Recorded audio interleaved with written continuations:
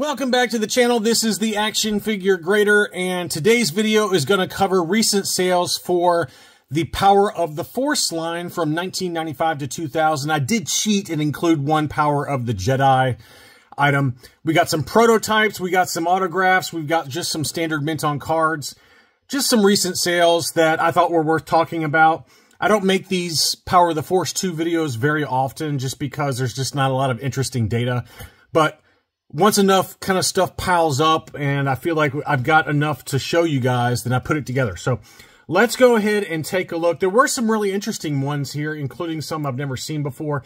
Really quickly, I found 3 different sales for a mint and seal box Imperial Walker, and every single one of them was 200 bucks. 200 bucks. This one had $30 shipping. The shipping was kind of all over the place, but in general, if you're looking for the AT-AT mint and seal box from the Power of the Force 2 line, obviously that included General Veers as well as an AT-AT driver.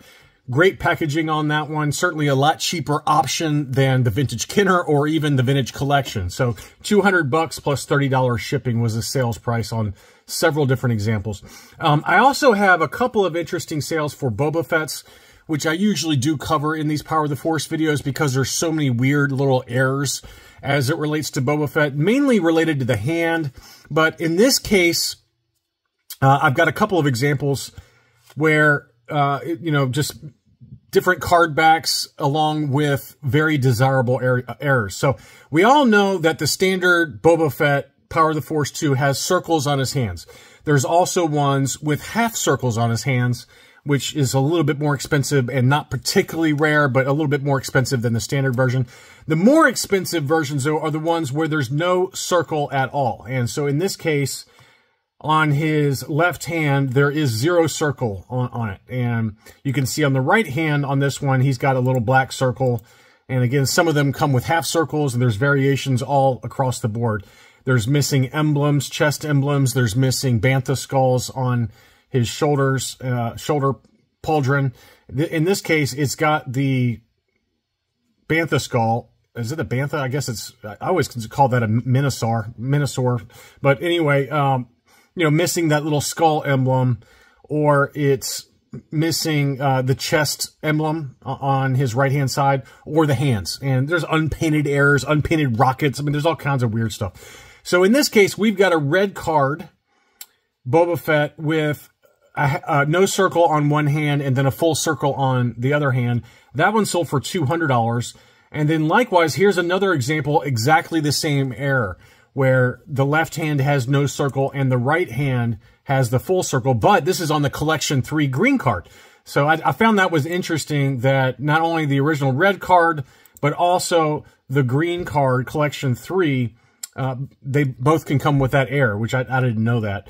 I always thought it was only green cards. I didn't know that the red cards had that error as well. So that one also sold for $200, same seller as well. And then here was one where it's missing the shoulder skull.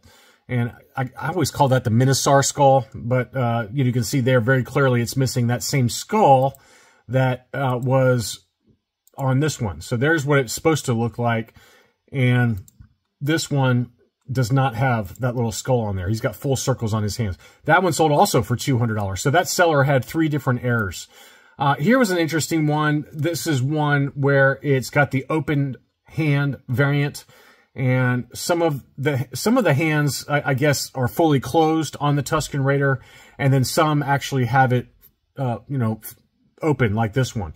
So in this case, this is the open hand variant. It must be the tougher of the 2 to find, having the open hand variant, because that one sold for $119.25. But that's just another kind of subtle variation that a lot of people, if you know the Power of the Force 2 line, you know that that's an error, or, a variation for the Sand People, is the open versus closed hand.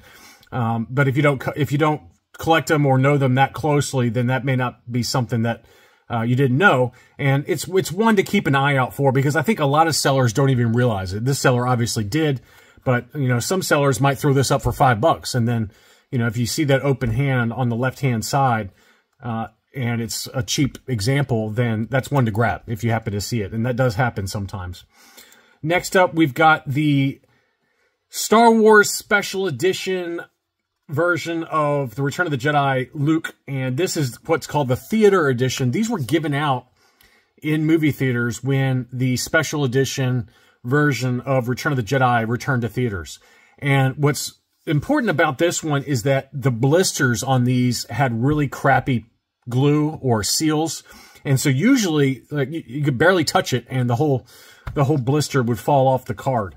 And this one looked pretty good. It still wasn't perfect. You can even see, you know, where it's kind of starting down there below the figure, where it's got a little bit of, you know, litho damage coming off. And that's very, very common. Most of them are like that, where they just pop off the blister. If you see one that's got a really good seal on it, you might want to grab it because it's a very tough one to find. I've even seen examples that are AFA graded. They send them off to get graded. They get a good grade. And then from the graders back to the owner, or over time displaying on a shelf, that blister just falls off. So it's just one of those weird factory errors. It's kind of like the, you know, HasLab Kitana Yak Face, where some of those blisters were known to fall off. And there's obviously other kind of issues with the half circles on the cards and things like that. So it's a similar thing with these theater edition Luke Jedi Knights. But anyway, that one sold for $70. This seller had one as well, and that one sold for $65. You can see why the seller was very clear to show you where the, you know, how the seal looks. So on this one, it looked pretty good. I mean, you can see it's kind of bubbly there.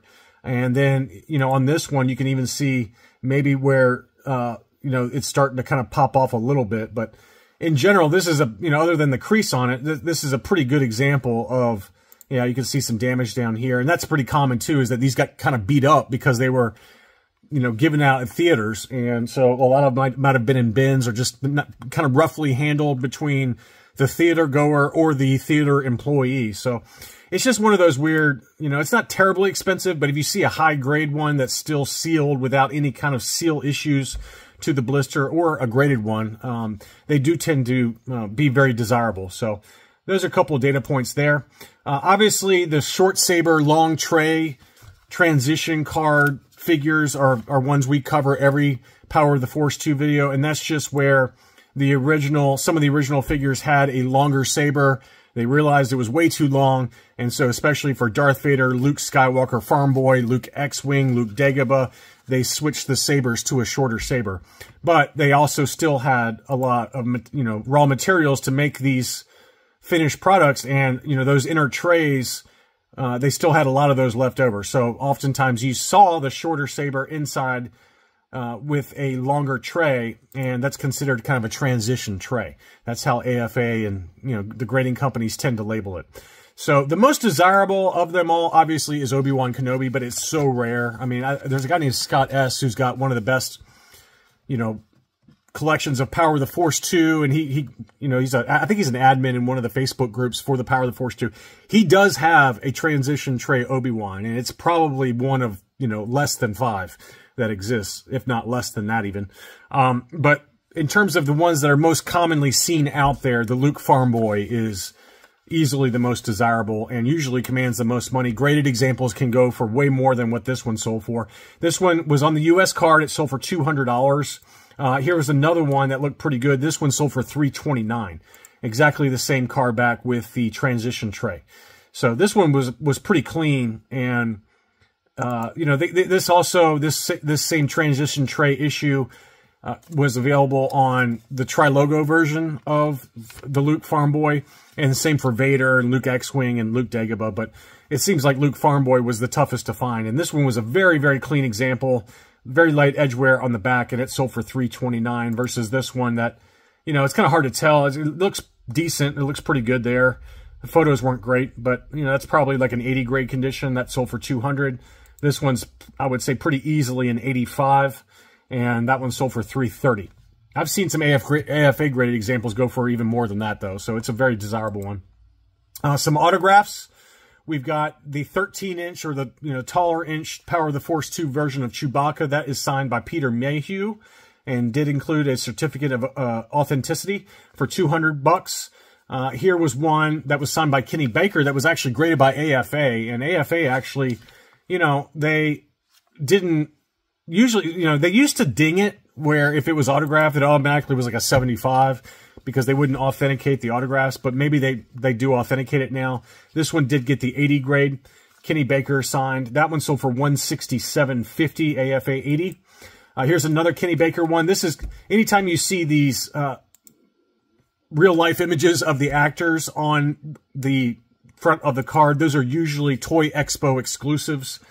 And it didn't say which Toy Expo. Here it is. This one is the International Collectible Toy Expo. This was a number 345. It's probably out of 500, something like that. And there's like a Philly Toy Expo. There's a Tokyo Toy Expo. There's all kinds of different examples out there with alternate images on the fronts of these card backs. They were just whipped up for a lot of conventions. So that one sold for $200. And here's one that I had never seen before. It's kind of goofy, but you know, basically it's like a semi Power of the Force 2 custom card back that was made for a Japan tour show, you know, Red Mercury exclusive Japan tour. So a lot of these, you know, actors in the 2000s, when things were kind of dire for Star Wars collectors and the actors, a lot of these guys did travel internationally because of the following internationally and get paid to go to the conventions, and they would sign these and they would be exclusives for different conventions. So this one was signed by Anthony Daniels, but I thought it was kind of funny that the figure was basically Anthony Daniels not in costume. But anyway, that's one I had never seen before. I just thought that was kind of interesting to show. That one sold for $108.35. And we got some other graded examples. This was an AFA 85 Leia in her slave outfit freeze frame action slide. That one was listed for $120 and sold for $90. And, you know, most of the Power of the Force 2 line was so overproduced, as you guys know, that they're not worth that much. But I have noticed that even fairly common ones in higher, you know, AFA 85s and 90s, they're starting to pick up a little bit. You know, it used to be this would go for probably 50 or 60 bucks. This one sold for 90 bucks, and that's kind of the theme. There are exceptions, obviously, but, you know, it does seem like they're picking up a little bit. Here's another example of that. This is a Comtech chip Power of the Force 2. This was towards the end of the Power of the Force 2 run from 1999. This one was an AFA 95 and very high grade. That one did sell for $239. That's probably the highest one on the census. And then some prototypes to finish things off. This was an interesting one. I didn't see this one get listed. I kind of wish I had. I might have been tempted to buy it. But this is a Power of the Force 2 prototype unpainted Han Solo. And so that's one of the, you know, very first figures that came out in the Power of the Force 2 line. Non-production colors. And, you know, that's a really cool prototype for a cheap price. That one sold for $138.66, which is $178 US. That's a bargain. Absolute bargain. I wish I had seen that. I would have definitely wanted to bid on that one because that's super cheap. Most of the Power of the Force 2 prototypes, especially in alternate colors like this, especially if they're one of the main heroes, really shocked that that one did not go for more money, because that's a really good deal there. Here's an AFA 85 Bosk prototype, first shot prototype. This is a pretty common one. I've got this one in my collection. This was AFA 85 archival case, obviously a very old case since it's just kind of rattling inside, you know, rattling around inside. AFA, I don't think, grades much in the way of modern loose graded right now, although they probably still would grade a first shot prototype. I don't know. I've never tried to send one into them. I just sent them to CAS because I like their presentations. But this is the exact same one I've got, though. I think even the same pre-production colors for the plastics. And that one sold for $475. Next up was a Yoda. This is a very cool one with non-production colors. And, you know, it's got the first shot cane as well as the little teapot that he came with. And that was listed for $800, which seems ridiculous. But the best offer accepted on it was $400, which is kind of more in line with market. You know, I would have guessed $350 to $400, maybe $450 on the top end if you're a Yoda Focus collector. So $400 is very reasonable. But he obviously, you know, the seller came off quite a bit on that list price. Next up, you know, I did cheat a little bit on one of them. This one is from the Power of the Jedi line that came out in 2000. But I did want to show it because it's kind of a similar feel to the figures as well as to the card backs. But the Power of the Jedi line kind of came out right after the Power of Force 2 line. It was a very short-lived line of figures that was kind of pre-Episode 1 figures. And this one was a Boss NAS prototype, first shot prototype. So non-production colors again, very cool figure. And that one sold for $210 Australian dollars, which is 138 US dollars. That's a good deal there. I feel like Boss Nass has a little bit of a miniature following as it relates to Episode 1 figures. Watto, I know first shot prototype Wattos are always very in high demand. Very, very in high demand. And Darth Maul, obviously, is very high demand for first shot prototypes. But I do feel like Boss Nass has a little bit of a cult following among certain people. But I've noticed that Watto first shot prototypes especially, they command big, big boy money. Next up, we've got a really cool mock-up. This one was a freeze frame action slide R2-D2, but it had kind of a mock-up slide. It was kind of a non-finished slide inside. So this would be like a final engineering prototype just to test out the packaging and make sure that the production equipment is, you know, stamping everything correctly and sorting everything correctly, because that slide is obviously not the finished product. So very cool kind of pre-production item there. That one sold for $227.50 on 10 bids.